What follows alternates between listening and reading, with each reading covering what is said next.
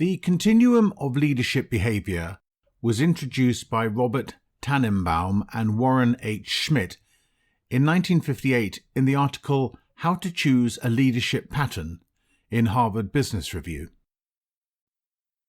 The Tannenbaum and Schmidt Continuum is a simple model of leadership theory which shows the relationship between the level of freedom that a manager chooses to give to a team and the level of authority used by the manager.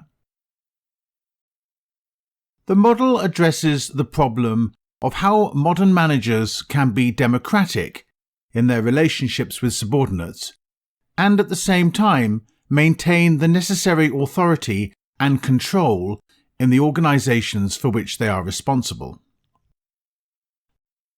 The Tannenbaum and Schmidt Continuum of leadership behavior is often shown as a simple graph. We will now take a look at the structure of the model. The model goes from boss-centric leadership, where it is all about use of authority by the manager, to subordinate-centered leadership, where the freedom for subordinates takes up most of the area, sometimes also called employees or non-managers. The Tannenbaum and Schmidt Continuum can be related to McGregor's Theory X and Theory Y. Boss-centered leadership is similar to Theory X, and subordinate-centered leadership relates more to Theory Y. Tannenbaum and Schmidt identified a continuum of 7 distinct leadership styles. Each type of style is related to the degree of authority used by the boss and to the amount of freedom available to subordinates in reaching decisions. By understanding this continuum, you can see some of the options available to you, and these help you think about which leadership style is most appropriate in a given situation. We shall now review each style individually. The manager makes the decision and announces it. In this case, the boss identifies a problem, considers alternative solutions, chooses one of them, and then announces this decision to the subordinates for implementation. None of the employees are consulted. It is an order. The manager sells the decision. The manager takes responsibility for identifying the problem and arriving at a decision. But rather than simply announcing it, the manager takes the additional step of persuading the subordinates to accept it. The manager seeks to reduce resistance from the employees by telling them what's in it for you. The manager presents ideas and invites questions. The employees can then better understand what the manager is trying to accomplish. This give and take also enables the manager and the employees to explore more fully the implications of the decision. This may sometimes affect the manager's ideas, but the employees have very little influence on the final decision. The manager presents a tentative decision subject to change. Before finalizing it, the manager presents the proposed solution for the reaction of those who will be affected by it. The manager says, "I'd like to hear what you have to say about this plan that I've developed. I'll appreciate your frank reactions, but will reserve for myself the final decision." You could say he consults his employees. This kind of behavior permits the employees to exert some influence on the decision. The manager presents the problem, gets suggestions, and then makes the decision. Up to this point, the boss has come before the group with a solution of his or her own. Not so in this case. The subordinates now get the first chance to suggest solutions. The manager's initial role involves identifying the problem. He or she might, for example, say something of this sort. we are faced with a number of complaints from newspapers and the general public concerning our service policy. What is wrong here? What ideas do you have for getting to grips with this problem? The purpose is to capitalize on the knowledge and experience of those who are on the firing line. From the expanded list of alternatives developed by the manager and the subordinates, the manager then selects the solution that he or she regards as most promising. The manager defines the limits and asks the group to make a decision. At this point, the manager delegates to the group the right to make decisions. Before doing so, however, he or she defines the problem to be solved and the boundaries within which the decision must be made. An example might be the handling of a parking problem at a plant. The boss decides that this is something that should be worked on by the people involved. The boss tells the people, "There is the open field just north of the plant, which has been designated for additional employee parking.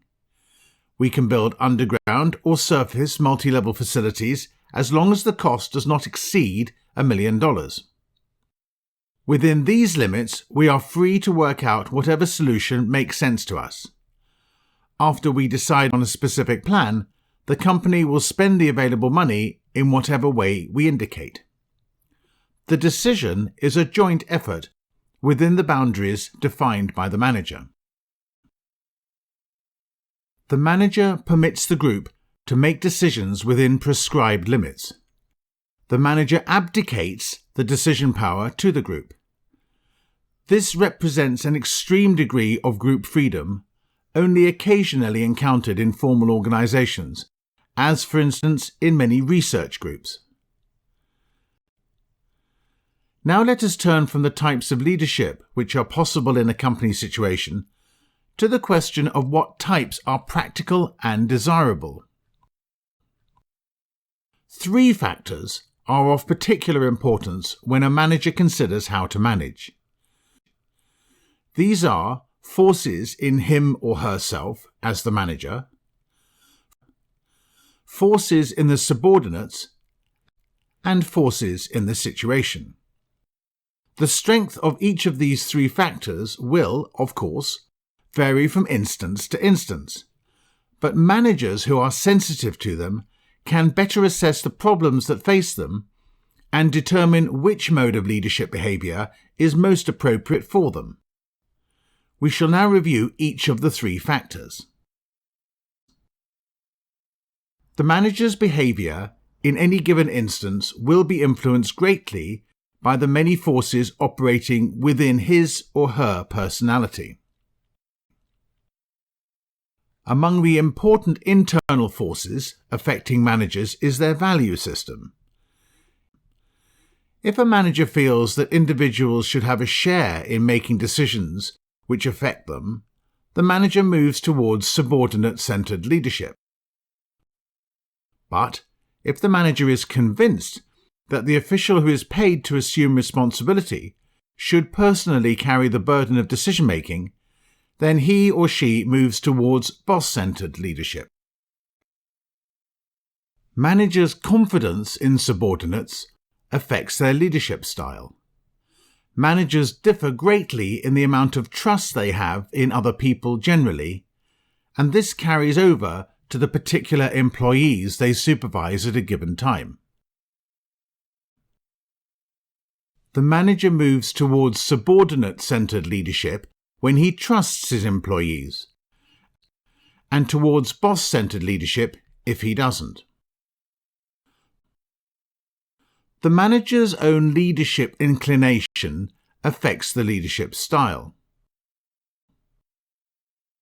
There are some managers who function more comfortably and naturally as highly directive leaders. They move towards the boss-centered leadership style. Other managers seem to operate more comfortably in a team role, where they are continually sharing many of their functions with their subordinates. They move towards subordinate-centered leadership. the manager's feelings of security in an uncertain situation. Managers who release control over the decision-making process thereby reduce the predictability of the outcome. Some managers have a greater need than others for predictability and stability in their environment. These managers move towards boss-centered leadership. Those managers who don't need the same predictability and stability move towards subordinate-centered leadership. Managers bring these and other highly personal variables to each situation they face. If they can see them as forces which influence their behavior, they can better understand what makes them prefer to act in a given way. And, understanding this, they can often make themselves more effective. Before deciding how to lead a certain group, managers will also want to consider a number of forces affecting their subordinates' behavior. They will want to remember that each employee, like themselves, is influenced by many personality variables. In addition, each subordinate has a set of expectations about how the boss should act in relation to him or her. The better managers understand these factors, the more accurately they can determine what kind of behavior on their part will enable subordinates to act most effectively. Generally speaking, managers can permit subordinates greater freedom if the following essential conditions exist. If the subordinates have relatively high needs for independence. If the subordinates have a readiness to assume responsibility for decision-making. Some see additional responsibility as a tribute to their ability. Others see it as passing the buck. If they have a relatively high tolerance for ambiguity. Some employees prefer to have clear-cut directives given to them. Others prefer a wider area of freedom. If they are interested in the problem and feel that it is important. If they understand and identify with the goals of the organization. If they have the necessary knowledge and experience to deal with the problem. If they have learned to expect to share in decision-making. Those who have come to expect strong leadership and are then suddenly confronted with a request to share more fully in decision-making are often upset by this new experience. On the other hand, employees who have enjoyed a considerable amount of freedom resent bosses who begin to make all the decisions themselves. Managers will probably tend to make fuller use of their own authority if the above conditions do not exist. At times, there may be no realistic alternative to running a one-man show. We end up in the field use of authority by the manager. In addition to the forces which exist in managers themselves and in the subordinates, certain characteristics of the general situation will also affect the manager's behavior. We will now review the more critical environmental pressures that surround them. Like individuals, organizations have values and traditions which inevitably influence the behavior of the people who work in them. Managers who are newcomers to a company quickly discover that certain kinds of behavior are approved of while others are not. They also discover that to deviate radically from what is generally accepted is likely to create problems for themselves.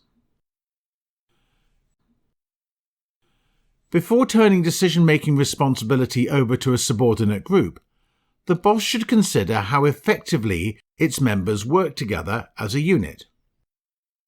One of the relevant factors here is the experience the group has had in working together. It can generally be expected that a group which has functioned for some time will have developed habits of cooperation and thus be able to tackle a problem more effectively than a new group. The degree of confidence that the members have in their ability to solve problems as a group is also a key consideration. Of the problem may determine what degree of authority should be delegated by managers to their subordinates. Obviously, managers will ask themselves whether subordinates have the kind of knowledge which is needed. It is possible to do them a real disservice by assigning a problem to them that their experience does not equip them to handle. The pressure of time. This is perhaps the most clearly felt pressure on managers. The more that they feel the need for an immediate decision, the more difficult it is to involve other people. In organizations which are in a constant state of crisis, one is likely to find managers personally using a high degree of authority with relatively little delegation to subordinates. When the time pressure is less intense, however, it becomes much more possible to bring subordinates in on the decision-making process. Forces in the manager, in the subordinates, and in the situation are the principal forces that impinge on managers in any given instance, and that tend to determine their tactical behavior in relation to subordinates. In each case, their behavior ideally will be that which makes possible the most effective attainment of their immediate goals within the limits facing them. As managers work with their organizations on the problems that come up day to day, their choice of leadership pattern is usually limited. But as they look ahead months or even years, they can shift their thinking from tactics to large-scale strategy. Managers are now faced with a challenging question. At which point along the continuum should they act? The answer depends on what they want to accomplish. Let us suppose that they are interested in the same objectives that most modern managers seek to attain. They want to raise the level of employee motivation, to increase the readiness of subordinates to accept change, to improve the quality of all managerial decisions, to develop teamwork and morale, and to further the individual development of employees. Most research and much experience of recent years give a strong factual basis to the theory that a fairly high degree of subordinate-centered behavior is associated with the accomplishment of the goals that modern managers seek to attain. You, as a modern manager, must therefore strive to give employees freedom with responsibility, but within the limits specified in the model. Let us now take a look at a criticism of the model. The model does not discuss how the different leadership styles are perceived by employees. Leadership styles 6 and 7 can be perceived as laissez-faire from the employee's point of view. Cultural differences between employees from different backgrounds or countries and their perception of leadership are not discussed in the model. How is it perceived when you call the member of staff, employees, subordinates, or even non-managers is not discussed in the model. It is anticipated that the manager can switch between all 7 types of leadership styles. This is an unrealistic assumption. By understanding the different aspects of the model, the manager can get a better understanding of his or her choice among different leadership styles in different situations and can thereby make themselves more effective.